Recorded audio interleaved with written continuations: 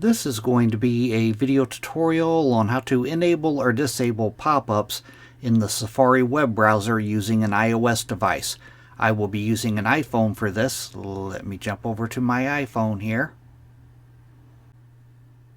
I am on my iPhone now. To enable or disable pop-ups in the Safari browser, first thing you want to do is open up Settings. I'm going to go up to where it says Settings here. I'm going to tap on Settings.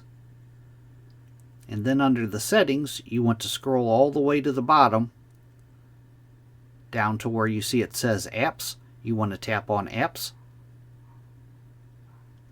Then you'll scroll down to where it says Safari. These should be in alphabetical order. So I got to scroll quite a ways.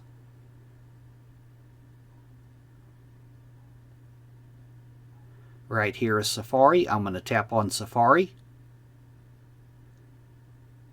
Then I'm going to scroll down a bit further.